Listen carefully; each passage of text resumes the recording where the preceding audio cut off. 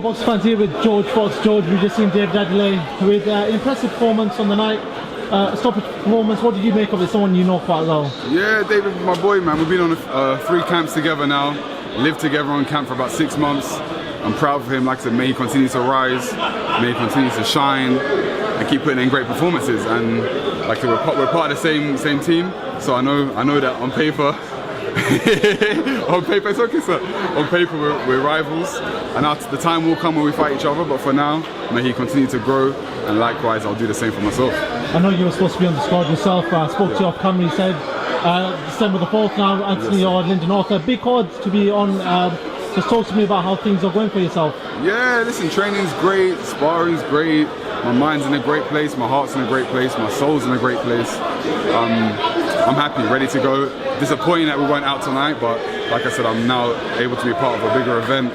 We're going to announce an opponent. It's going to be a good opponent, a credible opponent. Give me the opportunity to showcase my skills, show the world what I'm capable of, and I'm looking forward to it. I can't wait to get out there. In regards to showcasing your skills, and I don't want your boxing career all to be asked about the sparring that you've done, but yeah, you have done sparring against the big boys, and Usyk-Joshua and Tyson Fury and these boys. What have you learned from them boys, and how much of a motivation are them guys to you? Yeah, listen, I've had the fortune, let's say, or the opportunity to mix with Joshua Dillian Whyte, AJ, Tyson Fury, all the guys, Joe Joyce, so it's Daniel Dubois. So I felt everything. I felt all their styles, what they're capable of. And my character, I like to say like I'm a sponge. I absorb information, I collect data. I talk a lot, but when the time's right, I stay quiet and I listen to information. So it's been great, a great experience to be part of those cycles, and it will put me in good stead, and I'll make sure that I take the relevant parts and apply it to my own career. George, who got you into boxing? What was your motivation behind boxing? It's a funny story, because obviously my dad, Don Charles, is a boxing coach. I used to hate boxing, man. When I was a kid, I was like, leave me alone, play my PlayStation. I was actually very good in school, did well. Just wanted to do things that teenagers do. And then when I got to about 14, 15, I've always been very athletic. I played basketball to a high level, always playing sports, table tennis, football, this, whatever else. I wanted to be an athlete. I just had enough of the whole, let's say, monotonous studying kind of cycle, and I was like, you know what, I want to chase this dream. Got in a boxing gym. I always had a natural talent for it. I've been around the gym from a young age, watching my dad box, watching Chisora box, watching people even way before that.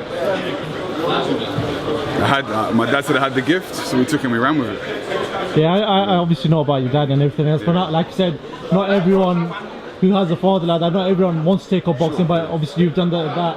In regards to the big boys, I just want to talk about the big boys before I let you go. Sure. Anthony Joshua coming off a loss to Alexander Usyk. Yeah. We know that he's gone out looking in America for maybe a second trainer, or someone to partner with Rob McCracken, or just a new trainer in general. But what do you think he needs to do in that rematch for him to win? Listen, boxing is a complicated sport, but it's also very simple. There are some fundamental things that I believe he needs to apply. I'm neither his coach nor his mentor, so I'm not going to go into detail on what those things are. I'm sure he can seek those things for himself. But he's going to have to physically dominate Usyk, and he's going to require some systems to do that. We'll see if he's capable of doing that. Tyson Fury, is he just the number one for you after that Deontay Wilder win? No doubt about it. I've said it for a while now. It's not like I said this in the previous interview, it's not an attack at AJ, but you get AJ fanboys, you get Fury fanboys. And every time I say something positive about Tyson Fury, I get all the AJ fanboys maybe slating me, or I can just tell you what I've experienced. I've seen them all, I've experienced them all, and my man is special. Tyson Fury is a special fighter, both mentally, heart, desire, determination, will, confidence, skill set, experience. He's a special fighter, and I've said it from day one.